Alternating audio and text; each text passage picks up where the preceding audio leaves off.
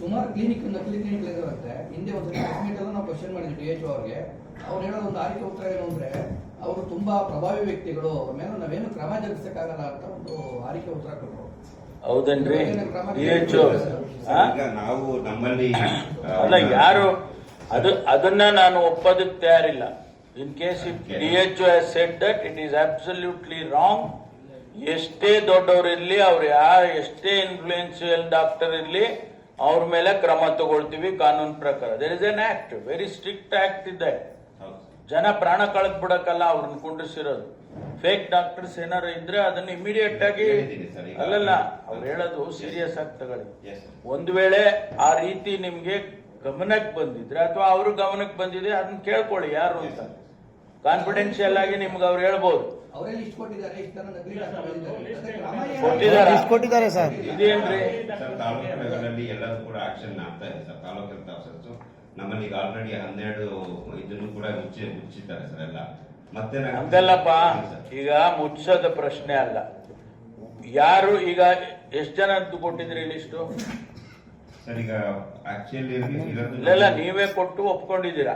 List ಇದೆ, ಇದಾರೆ ಅಂತ ನೀವೇ ಇದು ಹಗ್ಗ ಕೊಟ್ಟು ಕೈ ಕಟ್ಟಿಸ್ಕೊಂಡಿದ್ದೀರಾ. ಹೌದಾ? ಕೈ ಕಟ್ಟಿಸ್ಕೊಂಡ್ಬಿಟ್ಟಿದ್ದೀರಾ. ಈಗ ಕೈ ಬಿಡಿಸ್ಕೊಳ್ಳಿ. ಯಾರು ಆ ಲಿಸ್ಟ್ ಅಲ್ಲಿ ಇದ್ದಾರೆ ಅವ್ರ ಮೇಲೆ ಏನ್ ಕ್ರಮ ಆಗಿದೆ, including police complaint and arrest.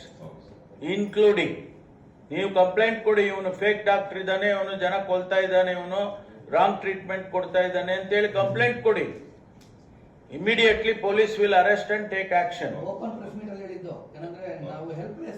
Helpless ಆಗೋ ಅವಶ್ಯಕತೆ ಇಲ್ಲ. ಅಲ್ಲ, ಒಂದು ವೇಳೆ ಆ ರೀತಿ ಭಾವನೆ ಇದ್ರೆ ಕೂಡ ನೀವು ಹೆಲ್ಪ್ಲೆಸ್ ಅಲ್ಲ. ಸರ್ಕಾರ ನಿಮ್ಮ ಯಾಕೆ ನಿಮ್ ಹಿಂದೆ ಇಲ್ವಾ?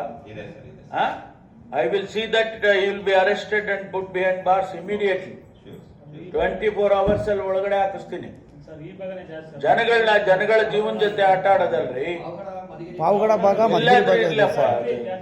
ನಾನು ಪಾವಗಡದಲ್ಲಿರ್ಲಿ, ಮಧುಗಿರಿಲಿರ್ಲಿ, ಕೊರಟಗೆರೆನಲ್ಲಿರ್ಲಿ, ತುಮಕೂರಲ್ಲಿರ್ಲಿ, ಯಾರೇ ಇರ್ಲಿ, ಎಷ್ಟೇ ಪ್ರಭಾವಿ ಡಾಕ್ಟರ್ ಇರ್ಲಿ, ಅವನು ಡಾಕ್ಟರ್ ಅಂತ ಹೆಂಗ್ ಕರಿತೀರ ಅವನ್ನ?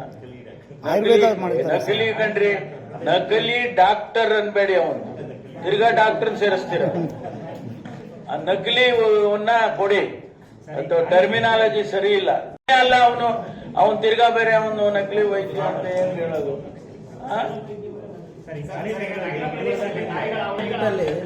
ನಾಯಿಗಳ ಬಳಿ ಜಾಸ್ತಿ ಇದೆ ಸರ್.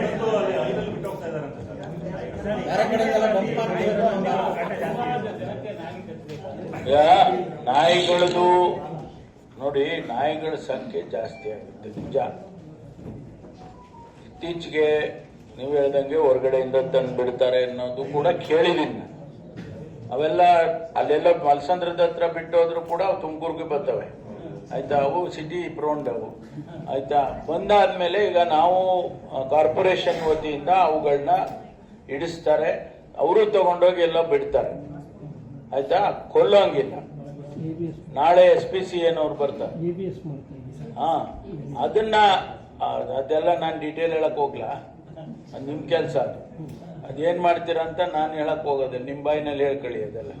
ಈಗ ಅವರು ಪ್ರಾಣಿ ದಯಾ ಸಂಘದವ್ರು ಬರ್ತಾರೆ, ಅವ್ರು ಗಲಾಟೆ ಮಾಡ್ತಾರೆ. ಏನ್ರಿ ನೀವು ನಾಯಿ ಕೊಲ್ತೀರಂತೆ ನೀವು ಅಂತ ಇವ್ರ ಮೇಲೆ ಚಾರ್ಜ್ ಮಾಡ್ತಾರೆ. ಸೊ ಅದಕ್ಕೆ ಅದೇನು ಕಾನೂನಿನ ಪ್ರಕಾರ ಯಾವ ರೀತಿ ಟ್ರೀಟ್ಮೆಂಟ್ ಮಾಡ್ಬೋದು ಅದನ್ನ ಅವ್ರು ಮಾಡ್ತಾರೆ. ಅದನ್ನ ಎಕ್ಸ್ಪ್ಲನೇಷನ್ ನಾನು ಮಾಡೋದಿಲ್ಲ, ಅವರೇ ಮಾಡ್ಕೊಂತಾರೆ. ಆಯ್ತಾ? ಹೆಚ್ಚಾಗಿರೋದು ನೋಡಿ, ನಮ್ಮ ಕ್ಯಾಂಪಸ್ಗಳಲ್ಲೆಲ್ಲ ಊಟ ಸಿಕ್ಕುತ್ತೆ ಫಸ್ಟ್ ಕ್ಲಾಸ್ ಆಗಿ. ಮೆಸ್ಸಲ್ಲಿ ಊಟ ಮಿಕ್ಕತ್ತಲ್ಲ, ಆ ಮೆಸ್ಸಲ್ಲಿ ಊಟ ಮಿಕ್ಕತ್ತೆ, ಅದನ್ನ ಅವ್ರು ಹಾಕ್ಬಿಡ್ತಾರೆ.